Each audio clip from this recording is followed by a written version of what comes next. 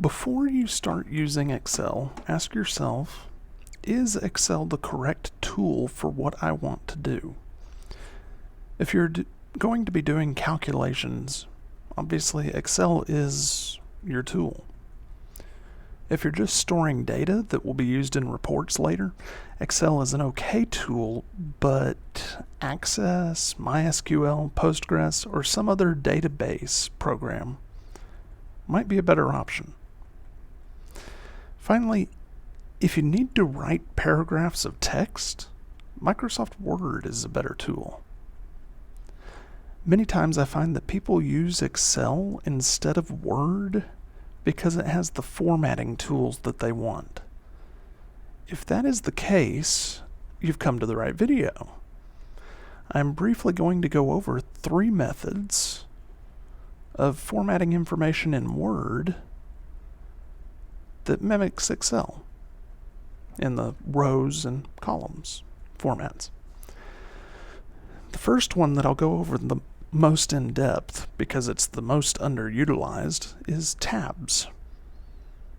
By tabs, I don't mean the 5-space, half-inch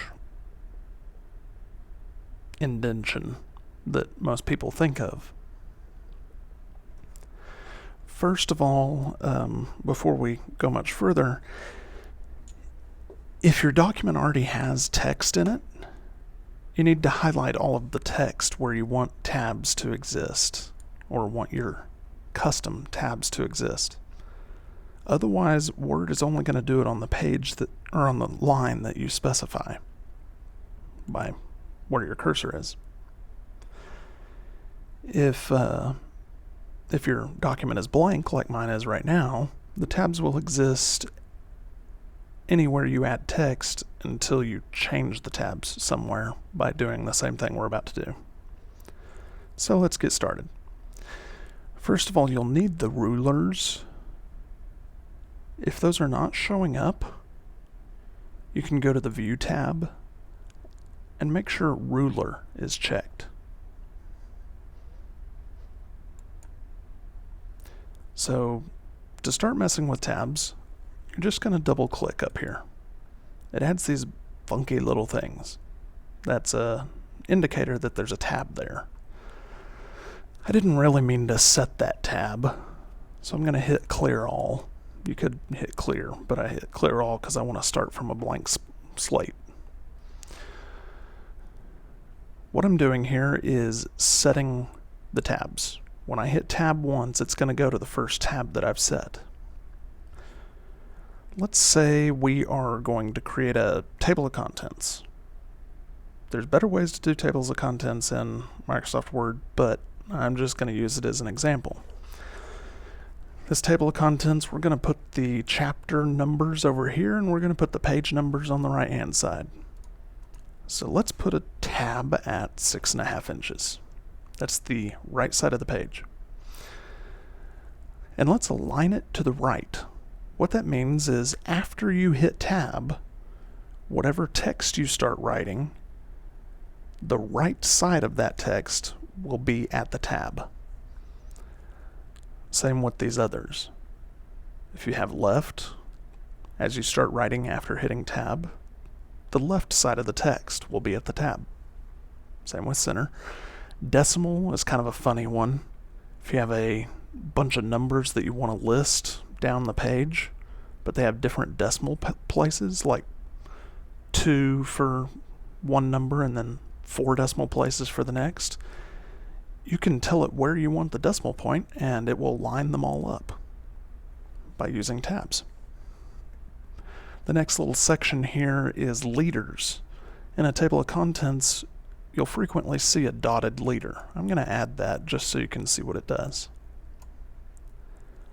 And then the last step is to hit this set button and OK. Let's test it out. Chapter 1, tab, page 10. Chapter 2, tab, page 27. You'll notice the leader from the tab. And I'm sure you saw, as I'm typing, that text stays up against that right-hand tab. So let's do a little bit more. Let's say you want to create one of those old school paper headings where you need stuff on the left side, the middle, and the right. If you go into the heading of the page, which is easy to do by double-clicking up here in the heading area, in the margin. I just double-clicked and it went into the header, which is the same on every page unless you mess with stuff. You'll notice it automatically has some tabs set. That little T symbol means it's a center tab. The reverse L means it's a right-hand tab. Those are exactly what I want. We can go ahead and look at them if you want. Center, no leader. Right, no leader. But, okay, let's say Mickey Mouse and entertainment culture management 201. Then we click back out here, and that's your header. It centered the title, put the course description on the right, and the name on the left. That pretty much covers tabs. The second way you can format information to look kind of like Excel in Word is to insert an Excel object. You could use tables, but they're kind of limited. I don't like them that much. I would use an Excel spreadsheet if you can. I just hit Insert, Table. Never mind. Since I didn't say it as I was going, we'll do that again. Insert, Table, Excel spreadsheet. You can resize to include as many columns or rows as you want. And you've got all the tools that you would normally have in Excel, but you're in Microsoft Word. I just clicked outside of the table and it took us back here. I should note, I'm going to double click to go back in. Let's say we do 4 rows, 2 columns. Test 1. Test 2. Then click out here. If you resize while you're not in the object, it changes the size, not the number of rows and columns. Just something to be aware of. The last way I know of that does formatting like Excel is to use columns. They're my least favorite because they're kind of finicky, but I'm going to get rid of this stuff to do those because I think columns work for an entire page. You can't just do it for a little portion of the page. To insert columns, you're going to go to Layout, Columns. I would go to the very bottom and say More Columns. That gives you the options that were already in the list, but it also gives the options of saying, I want 3 columns, and I don't want their width to be the same. I want the first column to be 2 inches with a 1/2 inch between column 1 and 2, the second column to be 3 inches with another 1/2 inch between column 3 and 4, which only leaves a 1/2 inch left in the page. And you can apparently specify, do this to the whole document or to this point forward. So I could have done that a second ago with the stuff I'd already had in there and it wouldn't have affected it. But I've learned something today too. Hit OK. Now as you start typing, Should have made this column shorter.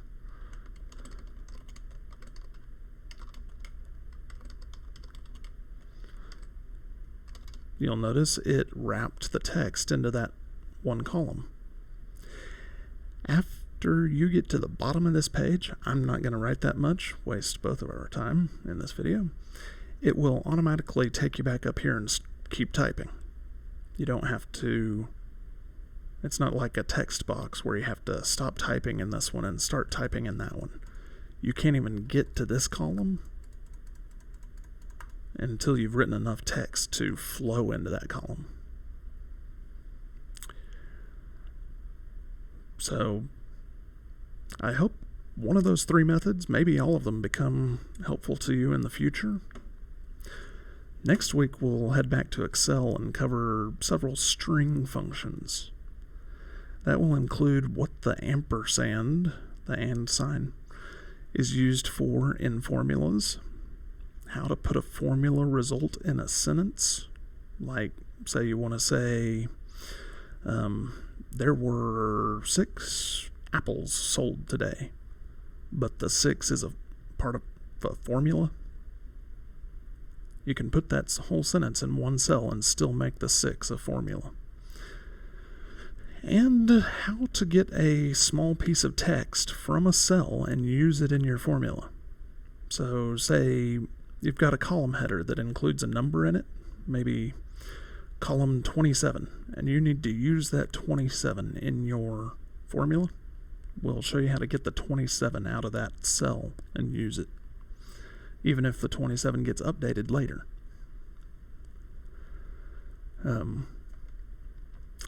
So please like this video, subscribe to my channel, share with anyone you think would benefit. Also feel free to comment below.